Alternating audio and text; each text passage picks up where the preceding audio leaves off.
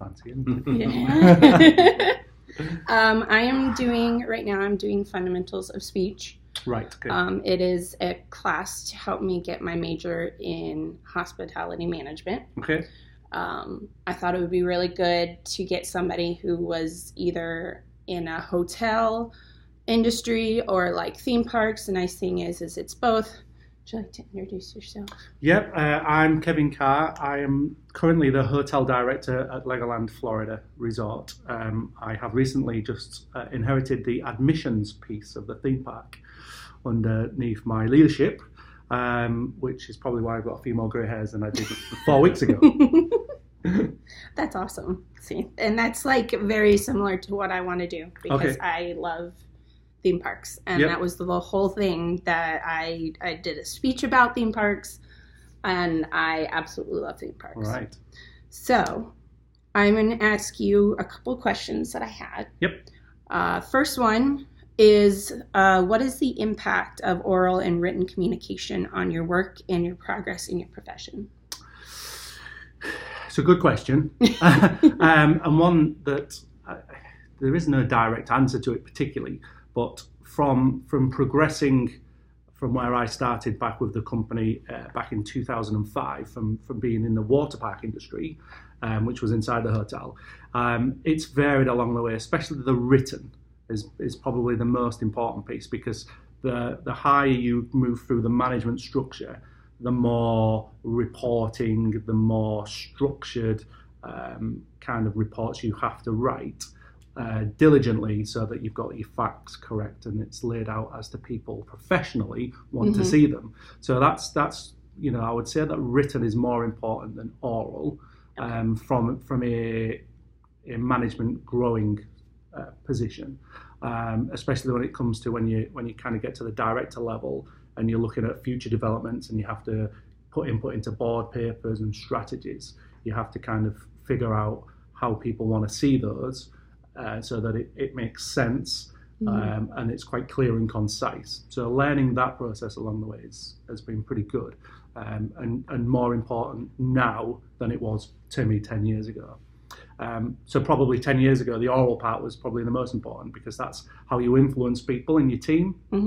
To get the best out of them, to understand who you're engaging with. So I would speak differently to different sets of people depending on who they are, how long I've known them, what kind of business, what kind of area of the business they're working in, is kind of quite important, so that they understand it, and also throw little bits of humour. I get quite a lot of humour into my day, because at the end of the day, the business that I work in is an entertainment business. It might be a theme park or known as a theme park or hotel, but we're an entertainment business. So you've got to ensure that you keep people entertained within your teams as well.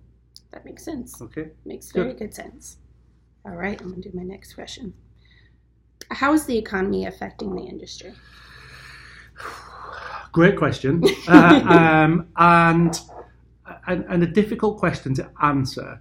The economy within America, since I've been here particularly, hasn't changed, and everything that you read about from Visit Orlando is where we kind of get our influx of visitation information from, has grown each year, which is great for the leisure industry. But it's more from a local impact that it does change quite a lot. And the Winter Haven community particularly has grown ever since the theme park opened. And that's, when you speak to the local people around the area, from the Chamber of Commerce or the city people, and even the county commissioners, they kind of say that the Legoland development in this area has helped the economy grow. So it's kind of hard to say what impact the economy's had on us, because we've had an impact on the economy. From a global aspect, from the company, from the Merlin Entertainment company, the economy has a huge impact.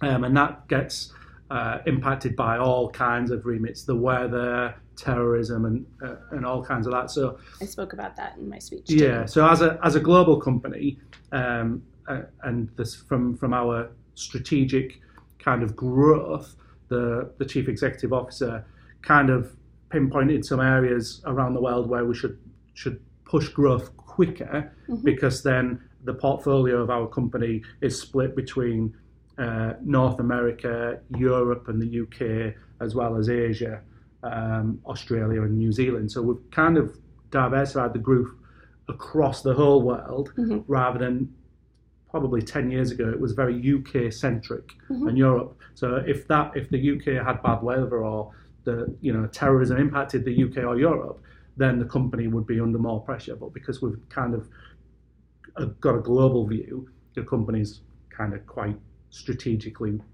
well off, because if something happens in one area, the other two areas are doing well. That makes sense. I hope that makes sense. No, it does. It really does. I want to make sure that this is still going. There we go. Let me find my other question. That would be a good thing to find. This one's kind of iffy, but if your position was suddenly eliminated. I hope you don't know something I don't. No, I don't. What kind of jobs would your skills transfer to? I think I've been fairly lucky because of the development in the, let's say, 20 years of my career. I've worked in management across different sectors, predominantly leisure, but leisure centres like swimming pools and gyms and squash courts, into a water park, and then into hotel business. So I think my skill sets and my my knowledge is broadly general management. So I could probably transfer that into any business that have people within teams, because it's, I always say to people who ask me, how do you know what you're doing? And it's not about me knowing what I'm doing for the most part. It's about making sure that the teams below me know what they're doing, and giving them the right directions and skills to ensure that they're getting the best out of their teams. So it's kind of growing people. So I think from that, that's where I would see. I could probably transfer to any business. I'd have to understand what that business is, but it's about people management and people skills. Very much so. And that's definitely what I love.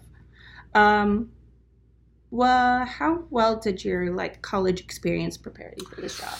That's a really interesting question, because I don't actually have any degrees. I didn't go to college when I left school. And again, people always say, what, you didn't? And you're now a director in the business. Hard work and luck play a huge part into that, and being in the right place at the right time. So it's not that I haven't gone and studied certain aspects. So when I was back in my water park days, I did what's kind of a higher national diploma within the UK education scheme, which is quite a high level course to go through. But that was very specific into kind of the leisure industry at that time. But from there, the college experience that I had, it was only 1 day a week. So it was very, very hands off. It was exam orientated. So there was no kind of writing of essays or anything like that involved. So my college experience is very limited, which I kind of see as quite lucky. Yeah. Because when you speak to everybody else, it's, we've gone and got this skill set. Now, I do think that will hamper my further advancement in my career. So I will be looking at doing some kind of course in the future. Not too near future, though. Not too much to do. I was about to say, you have quite a bit on your table. Let's see. And I have one last question. What are the skills that are most important for a position in this field? I think people skills, and making decisions. Don't hold back on making a decision. If it's right or wrong, make a decision and go with it and learn from it. If it's right, brilliant, move on and get the next thing. If it's wrong, understand why it was wrong and then move on. But if you hesitate, people will kind of not follow you as much. But so those two really are the key ones. People skills, making sure people understand what you want, get on with people, and making decisions. Awesome. That's very helpful. Good. So thank you You're very welcome. much. I'm going to go ahead and do that. Thank you very much. Thank you. All right. And